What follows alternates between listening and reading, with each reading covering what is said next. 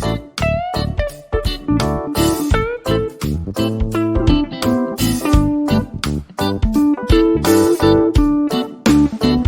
Everyone, management मंत्रा के इस video में आप पढ़ेंगे लीगल एनवायरनमेंट। तो नेक्स्ट आप देखते हैं कि इससे रिलेटेड कौन कौन से टॉपिक आप इस वीडियो में पढ़ेंगे।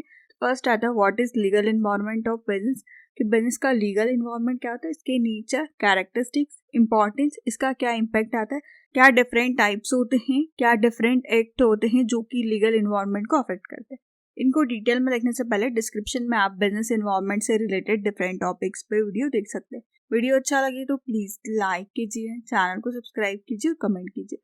और किसी टॉपिक पे वीडियो चाहिए तो आप कमेंट कर सकते हैं। फर्स्ट हम देखेंगे what is legal environment of business, कि किसी भी बिजनेस का लीगल एनवायरनमेंट क्या था। तो लीगल एनवायरनमेंट बिजनेस के फ्रेमवर्क को बताते हैं जिसमें कि आपके लॉस, रेगुलेशन, लीगल प्रिंसिपल्स जो कि आपकी बिजनेस एक्टिविटीज पे इम्पैक्ट डालते हैं। आपके लीगल एनवायरनमेंट में आते हैं कानून, रेगुलेशंस, सिद्धांत जो कि आपके बिजनेस को अफेक्ट करते हैं, वो सारे आते हैं आपके लीगल एनवायरनमेंट के अंदर। तो आप इन डिफरेंट फैक्टर्स को देखते हैं कि कैसे कॉन्ट्रैक्ट होते हैं लोगों के बीच में, एम्प्लॉयमेंट के क्या लॉस है, मतलब रोजगार के क्या कानून है, इंटेलेक्चुअल प्रॉपर्टी राइट्स कौन से हैं, मतलब जिसमें आपका कॉपीराइट, पेटेंट, ट्रेडमार्क आते हैं, एंटी ट्रस्ट रेगुलेशंस क्या है, क्या एथिकल चीजें, मतलब आप इन सारी चीजों को, जो चीजें लीगली वैलिड होती है, सही होती है या सही करने के लिए गवर्नमेंट रूल्स एंड रेगुलेशंस बनाती है, लॉज बनाती है, जिनको कोई भी बिजनेस फॉलो करता है अपने बिजनेस को ऑपरेट करने के लिए, और जो भी लीगल रिक्वायरमेंट है, जो भी कानूनी जरूरत है, उनको पूरा करता है सही तरीके से, ताकि बिजनेस में नैतिकता बनी रहे और उस तरीके से काम करें। मतलब कि कोई भी बिजनेस अपने अकॉर्डिंग किसी भी प्राइस में किसी भी चीज को कैसे भी बेच नहीं सकता है। मतलब आपको सही क्वांटिटी, सही प्राइस पे बेचनी होगी, वरना आप ऐसे लोगों के साथ फ्रॉड करते हैं। तो उन सब से बचाने के लिए लोगों को लीगल एनवायरनमेंट बहुत इंपॉर्टेंट होता है कि सही तरीके से बिजनेस चल सके, रूल्स को फॉलो करें, और ये आपके लोगों को प्रोटेक्टेड रखता है लॉस को बना के कि आप सोसाइटी के साथ सही चीजें कर रहे हैं। नेक्स्ट हम देखते हैं कि क्या नेचर होता है लीगल एनवायरनमेंट का। किसी भी बिजनेस का एनवायरनमेंट बहुत सारे रूल्स रेगुलेशन से बना होता है। ये उनके रिलेशनशिप को बताता है कंपनी, इंडिविजुअल और गवर्नमेंट के बीच में।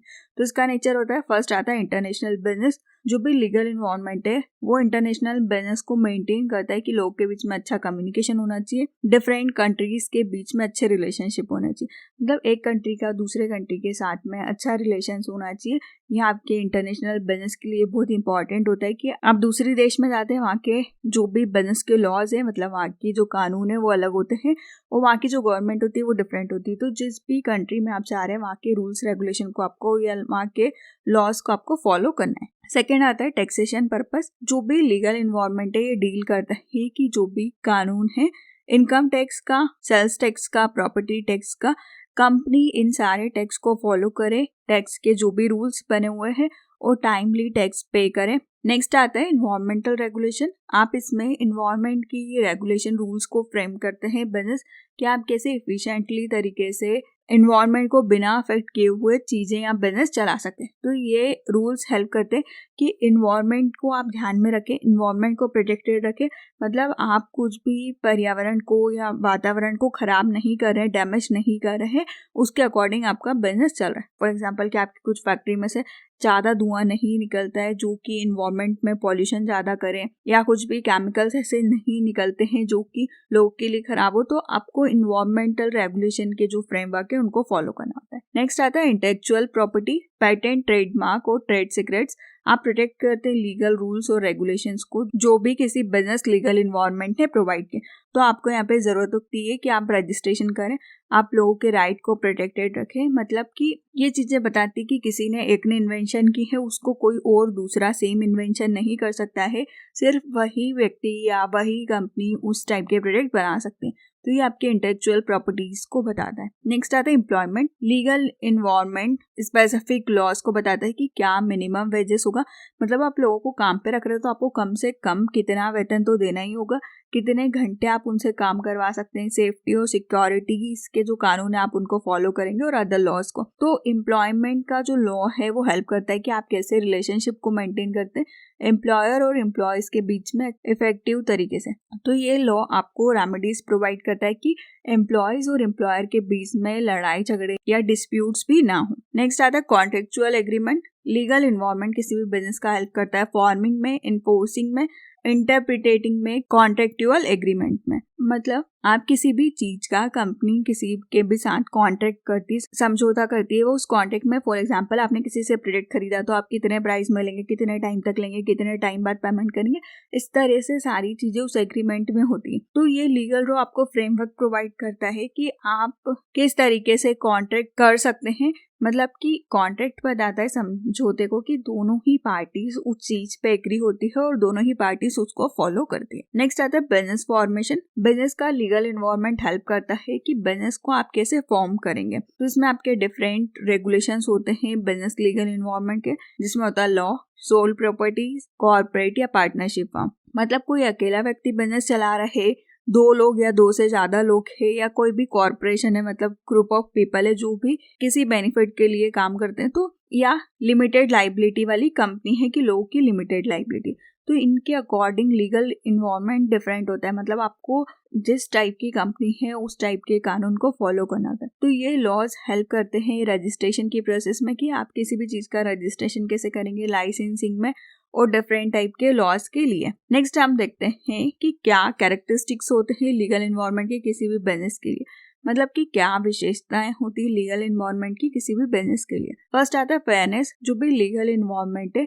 ये बताता है कि आप सारे बिजनेस के लिए फेयरनेस के साथ काम करें, कि सारे ही बिजनेस फेयरली मतलब सही तरीके से काम कर रहे हैं, वो किसी भी साइज के हो, किसी भी तरीके से इन्फ्लुएंस करते हैं, पर जो कोर्ट है वो सभी के लिए सेम तरीके से राइट्स को बनाता है ताकि लोगों का विश्वास रहे। नेक्स्ट आता है consumer protection. Legal environment commonly incorporate करता है कि आप रेगुलेशंस को डिजाइन करें, कंज्यूमर को आप कैसे प्रोटेक्ट करेंगे जो भी अनफेयर बिजनेस में प्रैक्टिसेस हो रही है उनके लिए। इसमें आप स्टैंडर्ड को बनाते हैं प्रोडक्ट की सेफ्टी से रिलेटेड, क्या एडवर्टाइजिंग के रूल्स होंगे, कैसे कंज्यूमर की कंप्लेंट्स के लिए मैकेनिज्म होंगे, मतलब आप कंज्यूमर को कैसे प्रोटेक्टेड रखेंगे। तो आप लीगल एनवायरनमेंट को फॉलो करते हैं, रेगुलेशंस को देखते हैं। इसमें आप देखते हैं कि जो भी कंज्यूमर है आप उसकी रक्षा कर सके, उसके साथ कुछ गलत नहीं होना चाहिए, उनको सही प्रोडक्ट सही एडवर्टीजमेंट दिखाया जाए, उनकी जो भी बातें हैं कंप्लेंट्स या प्रॉब्लम है उसको सुना जाए। इसलिए कंज्यूमर प्रोटेक्शन एक्ट बना हुआ है लीगल एनवायरनमेंट के अंदर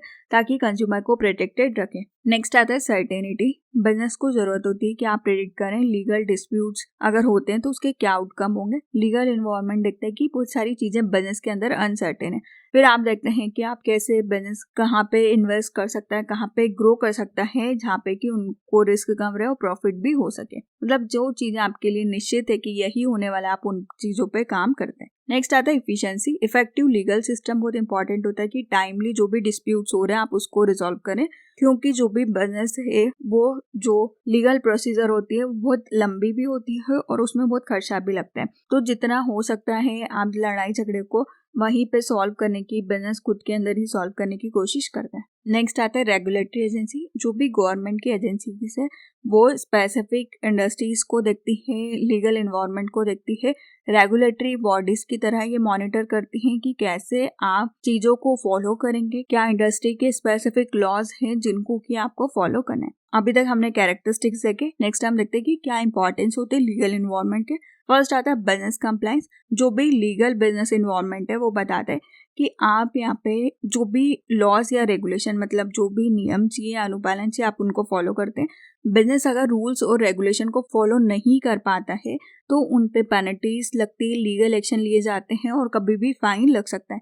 तो लीगल एक्शंस ये बिजनेस को तो हार्म करते ही और साथ में कंपनी की मार्केट में रेपुटेशन को भी खराब करते हैं, आपकी इमेज को भी खराब करते हैं। तो आपको बिजनेस के जो भी रूल्स रेगुलेशन है उनको फॉलो करना होगा। सेकेंड आता है प्रोवाइड स्टेबिलिटी। जो भी रूल्स एंड रेगुलेशन बनाए गए हैं क्लियरली, ये बहुत अच्छे तरीके से प्रॉपर तरीके से बनाए गए हैं ताकि बिजनेस अपने आप को मेंटेन कर सके, बहुत सालों तक सही तरीके से चला सके और कंपनीज अपनी स्टेबिलिटी को देखती कि फ्यूचर में भी ये ज्यादा टाइम तक स्टेबल रह सके। और लीगल एनवायरनमेंट बिजनेस को अच्छे डिसीजन लेने में हेल्प करता है। नेक्स्ट आता है हेल्पफुल एंड मेंटेनिंग एथिक्स। जो भी बिजनेस का लीगल एनवायरनमेंट है ये हेल्प करता है कंपनीज को कि कैसे आप रूल्स रेगुलेशन को स्टेब्लिश करेंगे और जो भी अनएथिकल चीजें हैं उनसे प्रिवेंट करेंगे। तो इसमें आप पॉलिसीज को बनाती है कंपनी, जो भी इन्वायरमेंट में डिग्रेडेशन हो रहा है, डिस्क्रिमिनेटरी प्रैक्टिसेस हो रही हैं या अदर अनएथिकल सेक्टर हो रहे हैं, मतलब पर्यावरण के लिए, एनवायरनमेंट के लिए कुछ खराब चीजें हो रही हैं, भेदभाव हो रहा है, या जो अनएथिक चीजें हैं उनको रोकने के लिए लीगल एनवायरनमेंट बहुत इंपॉर्टेंट होता है। एथिक्स बताता है कि क्या चीजें राइट है, क्या चीजें रॉन्ग है, मतलब आपको पता चलता है कि क्या चीजें सही है, क्या चीजें गलत है, तो आप सही चीजों को करें, अच्छी चीजों को करें, ये आपका एथिक्स बोलता है। नेक्स्ट आता है फ्रेमवर्क ऑफ बिजनेस ऑपरेशन। जो भी लीगल बिजनेस एनवायरनमेंट है आपको रूल्स रेगुलेशन प्रोवाइड करता है और आप इसको मेंटेन कर सकते हैं फ्रेमवर्क को, कि कैसे आप डिफरेंट कॉन्ट्रेक्चुअल एग्रीमेंट पे इंटेलेक्चुअल प्रॉपर्टी राइट्स या प्रॉपर्टी राइट्स को मेंटेन करके रखेंगे। तो बिजनेस का फ्रेमवर्क बहुत इंपॉर्टेंट होता है कि आप रूल्स रेगुलेशन को बनाएं, मेंटेन करके रखें डिफरेंट कॉन्ट्रैक्ट के एग्रीमेंट को। नेक्स्ट आता है प्रोटेक्टिंग द बिजनेस। जो भी लीगल एनवायरनमेंट है किसी भी बिजनेस का, ये कंपनी को प्रोटेक्शन प्रोवाइड करता है, मतलब सुरक्षा प्रोवाइड करता है फ्रॉड से। जो भी धोखाधड़ी होती है या फिर अनफेयर कंपटीशन होता है, सही तरीके से कंपटीशन नहीं हो रहा है, इलीगल या अनएथिकल प्रैक्टिसेस हो रही है उसके लिए, तो आप इसमें रूल्स रेगुलेशन बनाता है कोई भी बिजनेस लीगल एनवायरनमेंट के लिए, और सॉल्यूशन प्रोवाइड करता है डिस्प्यूट्स को लेके। तो कोई भी बिजनेस लीगल एनवायरनमेंट आपको सेफ इफेक्टिव एनवायरनमेंट प्रोवाइड करता है ताकि आप उसको एफिशिएंटली तरीके से ऑपरेट कर सकते हैं। तो आप बिजनेस को प्रोटेक्शन प्रोवाइड करते हैं। नेक्स्ट हम देखते हैं कि क्या इम्पैक्ट आता है लीगल एनवायरनमेंट का किसी भी बिजनेस पे। फर्स्ट आता है टैक्सेशन, जो कि बहुत इंपॉर्टेंट होता है और ये बिजनेस की ग्रोथ पे इम्पैक्ट डालता है। अगर हाई टैक्स रेट होगी तो आपका जो प्रॉफिटेबिलिटी है वो लिमिटेड होगा, वहीं अगर कम टैक्स रेट होगी तो आपका जो अर्निंग है या प्रॉफिट है वो इंक्रीज होगा, क्योंकि आप टैक्स कम पे कर रहे हैं तो आपके पास बचेगा ज्यादा, तो कंपनी के पास प्रॉफिट ज्यादा बचता है। नेक्स्ट आता है जो फेवरेबल लीगल एनवायरनमेंट, मतलब बिजनेस के फेवर में जो लीगल एनवायरनमेंट है वो बहुत इंपॉर्टेंट होता है इकोनॉमिक ग्रोथ के लिए। गवर्नमेंट इसके अंदर टैक्सेशन को देखती है, रेगुलेशन को देखती है, डेवलपमेंट को देखती है और जो भी कंज्यूमर के राइट्स है उनको सेफ रखती है। नेक्स्ट आता है बिजनेस प्रायोरिटी, देखता है कि कंज्यूमर के क्या राइट्स है, कैसे लीगल फ्रेमवर्क है, कैसे आप जो भी एक्सप्लॉयटेशन हो रहा है, जो भी शोषण हो रहा है, अनफेयर ट्रेड प्रैक्टिसेस हो रही है, फ्रॉड हो रहा है, आप उनसे कैसे बच सकते हैं। नेक्स्ट आता है लीगल एनवायरनमेंट इनकम्पोज करता है कि क्या रेगुलेटरी एक्टिविटीज है, मतलब आप कैसे एनवायरनमेंट के पॉल्यूशन को कंट्रोल करेंगे। एम्प्लॉयमेंट को देखते हैं, क्या मिनिमम वेजेस के लॉज होंगे, इंश्योर करना कि फूड एंड ड्रग्स की सेफ्टी के लिए लॉज होंगे। तो ये सारी रेगुलेटरी एक्टिविटी लीगल एनवायरनमेंट करता है ताकि आप पॉल्यूशन को कम कर सकें, अच्छा एम्प्लॉयमेंट लोगों को प्रोवाइड करें, उनको मिनिमम वेजेस प्रोवाइड करें, फूड और ड्रग्स में सेफ्टी प्रोवाइड करें। नेक्स्ट आता है स्ट्रॉन्ग लीगल फ्रेमवर्क कंट्रीब्यूट करता है बिजनेस के प्रॉपर डेवलपमेंट के लिए, उनको बेनिफिट प्रोवाइड करता है कंज्यूमर और एंटरप्रेन्योर दोनों को। तो ये कुछ इंपैक्ट आते हैं लीगल एनवायरनमेंट के बिजनेस पे। नेक्स्ट हम देखते हैं कि क्या डिफरेंट टाइप्स के लीगल एनवायरनमेंट होते हैं। लीगल एनवायरनमेंट किसी भी बिजनेस का जिसमें डिफरेंट टाइप्स होते हैं कि हर जो बिजनेस है वो डेवलपमेंट के लिए डिफरेंट रोल प्ले करता है। आप इसमें डिफरेंट टाइप्स देखते हैं। फर्स्ट आता है domestic legal environment, second social legal environment, third है कॉम्पिटिटिव एनवायरनमेंट, फोर्थ है इंटरनेशनल लीगल एनवायरनमेंट और फिफ्थ है रेगुलेटरी एनवायरनमेंट। इनको हम डिटेल में देखते हैं। फर्स्ट आता है domestic legal environment. Domestic legal environment जिसमें कि आप लॉज और रेगुलेशन को बनाते हैं बिजनेस की एक्टिविटी के लिए स्पेसिफिक कंट्री के, मतलब अपने देश के लिए आप हर बिजनेस के लिए लॉज मतलब कानून और नियम बनाते हैं। नेक्स्ट आता है कि इसमें जो भी गवर्नमेंट ने लॉज बनाए, कानून बनाए हैं, अदालत के जो भी फैसले हैं, प्रशासनिक आदेश है, पॉलिसीज है,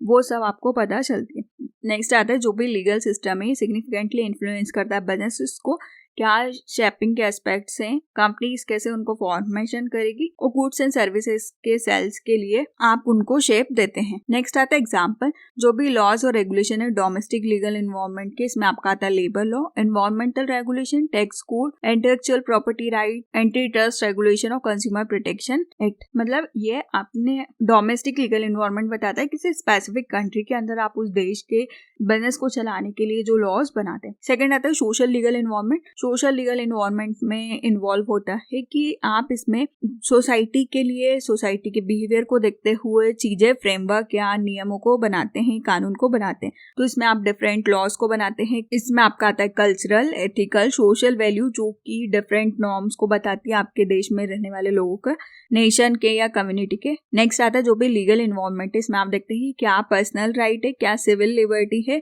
कैसे डिस्क्रिमिनेशन को आप देखते हैं, फैमिली मैटर्स को आपको देखना है। तो ये आप डिफरेंट टाइप के सोशल इश्यूज को देखते हैं। नेक्स्ट आता है जो भी लीगल एनवायरनमेंट है ये बहुत इंपॉर्टेंट होता है क्योंकि आप इसमें ऑर्डर को मेंटेन करते हैं, जस्टिस को देखना, मतलब सही चीज़ें निष्पक्षता के साथ तो सही हो, सामाजिक व्यवहार को ध्यान में रखना, संस्थाओं की जो प्रैक्टिसेस चल रही है या प्रथाएं चल रही है उनको सही तरीके से देखना, ये उन सारी चीज़ों में बहुत इंपॉर्टेंट होता है। तो ये सोशल लीगल इन्वॉल्वमेंट बताते हैं कि आप सोसाइटी को देखते हुए लॉज और रेगुलेशंस को बनाते हैं। नेक्स्ट आता है कॉम्पिटिशन इन्वॉल्वमेंट। कॉम्पिटिशन इन्वॉल्वमेंट के अंदर स्पेसिफिक रूल्स एंड रेगुलेशन होते हैं जो कि कंपनी को फॉलो करना होता है कि वो कुछ भी अनएथिकल चीज़ें नहीं करी है, मतलब जो चीज़ें अनएथिक हो, मतलब कॉम्पिटिशन के लिए वो कुछ अनएथिकल चीज़ें नहीं करी। तो इसमें इंक्लूड होता है आपका इंटेलेक्चुअल प्रॉपर्टी राइट्स और protecting trade secret laws, anti trust law. ये सारे जो लॉज है, कानून है, ये हेल्दी कंपटीशन को प्रमोट करते हैं, ना कि गलत या अनएथिकल कंपटीशन को प्रमोट करते हैं। फॉर एग्जांपल हम बात करें इंटेलेक्चुअल प्रॉपर्टी राइट्स की, तो किसी ने कुछ इन्वेंशन की है तो वो प्रोटेक्ट कर सकता है कि उसी ने इसको क्रिएट किया है या उसी ने इसको बनाया है, कोई और सेम वही वैसा ही नहीं बना सकता है। तो इस तरीके से आप इंटेलेक्चुअल प्रॉपर्टी राइट का यूज कर सकते हैं पेटेंट, कॉपीराइट, ट्रेडमार्क के थ्रू कि बिजनेस का सेम चीज कोई और दूसरा कॉपी ना करे। नेक्स्ट आता है international legal involvement. International legal rules और रेगुलेशन जो कि बिजनेस एक्टिविटी के लिए दो डिफरेंट कंट्रीज में होते हैं। इंटरनेशनल लॉज क्या है, ट्रेड के क्या लॉ है, कॉन्ट्रेक्चुअल एग्रीमेंट्स डिफरेंट कंट्री के बीच में, आप इसमें रेगुलेशंस को बनाती है इंडस्ट्री। इंटरनेशनल लीगल इन्वॉल्वमेंट की बात तब आती है जब आपका बिजनेस इंटरनेशनल लेवल पे जा रहा है, फॉरेन कंट्रीज में जा रहा है, तो आपको वहाँ के जो भी बिजनेस के, ट्रेड के लॉज है, मतलब व्यापार के जो भी कानून बने आपको उनको फॉलो करना है अपने बिजनेस के लिए, अपनी गुड्स एंड सर्विसेज के लिए।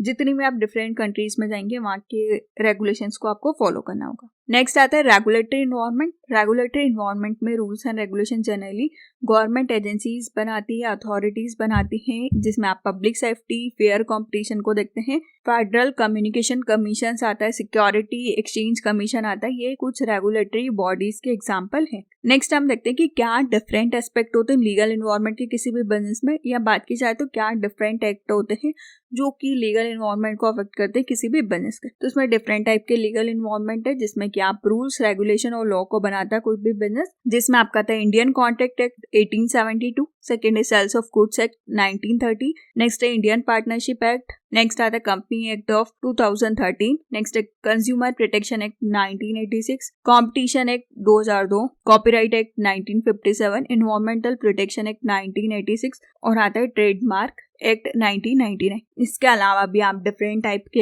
एक्ट्स को देखते हैं लीगल इन्वॉल्वमेंट के, पर ये मेन एक्ट है या ये मेन कानून है जिनको कि बहुत ज्यादा फॉलो किया जाता है। फर्स्ट आता है इंडियन कॉन्ट्रैक्ट एक्ट, भारत अनुबंध अधिनियम 1872। ये एक्ट इंडिया में जम्मू कश्मीर के अलावा हर जगह अप्लाई होता है। ये एक्ट सुनिश्चित करता है कि जो भी अनुबंध मतलब कॉन्ट्रैक्ट बनाए गए हैं उनके क्या अधिकार होंगे और क्या कर्तव्य होंगे, मतलब दोनों पार्टीज को किन चीजों को फॉलो करना होगा। तो कॉन्ट्रैक्ट एक एग्रीमेंट को बताता है। तो कॉन्ट्रैक्ट एग्रीमेंट होता है दो या दो से ज्यादा पर्सन और पार्टीज के बीच में, जिसमें लीगल कंसिडरेशन मतलब टर्म और कंडीशन होती है। Contract is equal to agreement plus enforceability. For example कि ए को 50 लाख में अपना घर बी को बेचना है, बी उस घर को परचेस करना चाहता है, तो ए ने ऑफर किया एक एग्रीमेंट और बी उस ऑफर को एक्सेप्ट करता है और दोनों का उस एग्रीमेंट या कॉन्ट्रैक्ट पे साइन होता है। तो ये बताता है कि दोनों उस चीज पे एग्री हैं, ए को 50 लाख में बेचना और बी को 50 लाख में खरीदना। एग्रीमेंट तभी हो सकता है जब ये 3 कंडीशन होती है। फर्स्ट आता है जिसमें कि 2 पार्टीज होनी चाहिए, उससे ज्यादा भी हो सकती है। सेकंड आता है कि एक पार्टी दूसरे को कुछ प्रपोजल या कुछ ऑफर करती है। थर्ड आता है कि इसमें जो अदर पार्टी होती है वो उसको एक्सेप्ट करती है उस ऑफर को। तो agreement is equal to offer plus acceptance, कि एक पार्टी ने ऑफर किया और दूसरे ने एक्सेप्ट किया। इस तरीके से एग्रीमेंट बनता है कॉन्ट्रैक्ट एक्ट के अंदर। नेक्स्ट आता है सेल्स ऑफ गुड्स एक्ट 1930। ये एक्ट बना था गुड्स की सेल से रिलेटेड। ये भी इंडिया में जम्मू कश्मीर को छोड़ के पूरे देश में फॉलो किया जाता है। इसमें आप देखते हैं आप इसमें ऑनरशिप को ट्रांसफर करें, मतलब जब भी आप किसी गुड्स को बेच रहे हैं तब आप इस एक्ट को फॉलो करते हैं। आप इसमें डिलीवरी करते हैं किसी भी गुड्स की, जो भी बायर और सेलर के राइट से ड्यूटी है उन दोनों को फॉलो करते हैं। मेजर करते हैं अगेंस्ट में कि मतलब आपने कॉन्ट्रैक्ट किया था कौन कितने में बेच रहा है, कौन कितने में खरीद रहा है, उसका कुछ भी उल्लंघन नहीं होना चाहिए, उसके अगेंस्ट में नहीं जाना चाहिए। जो भी टर्म एंड कंडीशन है कॉन्ट्रैक्ट ऑफ सेल एक्ट की आप उसको फॉलो करते हैं। तो ये आपके गुड्स को सेल करने के लिए ये एक्ट बना हुआ है। तो यहाँ पे बायर किसी भी प्रोडक्ट को परचेस करना चाहता है और सेलर किसी भी प्रोडक्ट को सेल करना चाहता है, तो जो भी बायर है उसको सेलर उस प्रोडक्ट को देता है। तो प्राइस बहुत इंपॉर्टेंट होता है कि कितने प्राइस में आप प्रोडक्ट को दे रहे हैं, पार्टीज को आप पेमेंट कैसे करेंगे, उसके लिए इस एक्ट को फॉलो किया जाता है। नेक्स्ट आता है इंडियन पार्टनरशिप एक्ट 1932। इस एक्ट के अकॉर्डिंग ये 2 या 2 से ज्यादा लोगों के बीच में पार्टनरशिप को बताता है कि जो एक साथ मिलकर बिजनेस करें वो अपने प्रॉफिट को कैसे शेयर करेंगे। तो बिजनेस डायरेक्टली तरीके से एक या उससे ज्यादा द्वारा चलाए गए लोगों को बताता है कि वो उनके बिहाफ में चला रहे। तो पार्टनरशिप में आप देखते हैं कि क्या एज होगी, मतलब कितने एज वाले लोग उस बिजनेस में आ सकते हैं, कितना क्वालिफिकेशन चाहिए होगा, कितना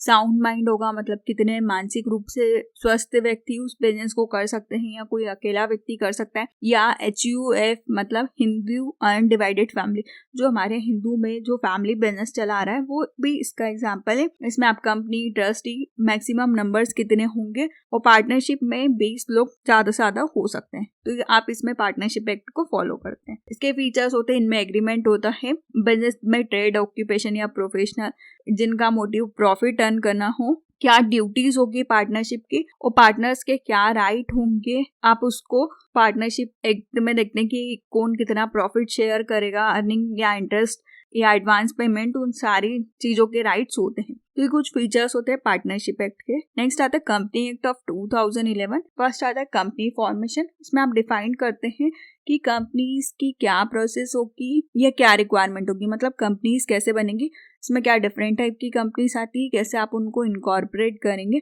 कैसे उनका डिसोल्यूशन होगा, मतलब कंपनी कैसे बनेगी और कैसे खत्म होगी, वो सारी चीजें होती। नेक्स्ट आता है कंपनी गवर्नेंस। आप इसमें देखते हैं कि मैनेजमेंट रिस्पॉन्सिबिलिटीज और ड्यूटीज क्या होगी, डायरेक्टर्स की, बोर्ड मीटिंग की, ऑडिट की, शेयर होल्डर्स के क्या राइट होंगे, आप इन सारी चीजों को रेगुलेट करते हैं, इन सारी चीजों के अधिकारों को देखते हैं। नेक्स्ट आता है फाइनेंशियल रिपोर्टिंग। आप इसमें स्पेसिफिक फाइनेंशियल स्टेटमेंट की क्या जरूरत है, ऑडिट को देखना, डिस्क्लोजर में ट्रांसपेरेंसी रखना और अकाउंटेबिलिटी को देखना, मतलब कंपनी एक्ट के थ्रू आपकी कंपनी किस तरीके से काम करेगी उसके लिए एक्ट बना है। नेक्स्ट आता है कंज्यूमर प्रोटेक्शन एक्ट 1986। इसमें आप कंज्यूमर के जो भी राइट्स हैं, मतलब कि जो उपभोक्ता के अधिकार है, कंज्यूमर के अधिकार है, आप देखते हैं कि उसके अगेंस्ट में कुछ चीजें नहीं होनी चाहिए, मतलब जो कि कंज्यूमर को ध्यान में रखते हो उनके साथ सही चीजें, जो भी उनको गुड्स एंड सर्विसेज सेल किया जा रहा है वो सही तरीके से हो। जिसके लिए कंज्यूमर फोरम बनी है, जिसमें कि आप डिस्ट्रिक्ट, स्टेट या नेशनल लेवल पे देखते हैं, जिसमें कि कंज्यूमर जो भी उनकी प्रॉब्लम से, कंप्लेन से, ग्रीवनेस से, उसके लिए जा सकता है अगर कंपनीज नहीं सुनती है तो। नेक्स्ट आता है कंपनसेशन एंड पेनल्टीज। जो भी कंज्यूमर है वो क्लेम कर सकता है कंपनसेशन को, लॉस को, जिससे भी वो सफर कर रहा है। अगर प्रोडक्ट में कुछ डिफेक्ट है, डिफिशिएंसी है, या कुछ उनको सर्विसेज डिफरेंट दी गई है तो उसके लिए वो पेनल्टी भी चार्ज कर सकता है। नेक्स्ट आता है कॉम्पिटिशन एक्ट 2002। आप इसमें कंपटीशन को प्रिवेंट करते हैं कि जो भी हो वो हेल्दी कंपटीशन हो। इसमें आप मर्जर और इक्विशन को देखते हैं और कैसे आप फेयर कंपटीशन को, अच्छी प्रतिस्पर्धा को प्रमोट करते हैं, उसको बढ़ावा देते हैं। नेक्स्ट आता है कंपटीशन कमीशन। इसमें आप कंपटीशन कमीशन को स्टेब्लिश करते हैं इंडिया के अंदर कि आप कैसे लॉस, रेगुलेशन को मार्केट में चलाएंगे। नेक्स्ट आता है कॉपीराइट एक्ट ऑफ 1957। जो भी चीजें कॉपी होती हैं उसको आप कैसे प्रोटेक्ट करेंगे। इसमें आप लिटरेचर, आर्टिस्टिक, म्यूजिक वर्क, इन सारी चीजों को प्रोटेक्ट करते हैं कि मतलब जिन्होंने इसको क्रिएट किया है ये उन्हीं का है, कोई इसको और कॉपी नहीं करता है। नेक्स्ट आता है ड्यूरेशन ऑफ कॉपीराइट। जब आप चीजों को कॉपीराइट करते हैं तो उसका स्पेसिफिक ड्यूरेशन होता है कि उस टाइम के लिए उस वर्क को कोई कॉपी नहीं कर सकता है। तो आप जितने टाइम के लिए किसी कंपनी ने, व्यक्ति ने अपना कॉपीराइट प्रोटेक्शन ले रखा होगा उतने टाइम तक आप उसको यूज नहीं कर सकते। नेक्स्ट आता है एनवायरमेंटल प्रोटेक्शन एक्ट 1986। फर्स्ट आता है एनवायरमेंटल स्टैंडर्ड। आप सेट करते हैं स्टैंडर्ड को, गाइडलाइंस को, एनवायरमेंट को प्रोटेक्ट करने के लिए, कंजर्वेशन को, मैनेजमेंट को। नेक्स्ट आता है रेगुलेटरी अथॉरिटीज।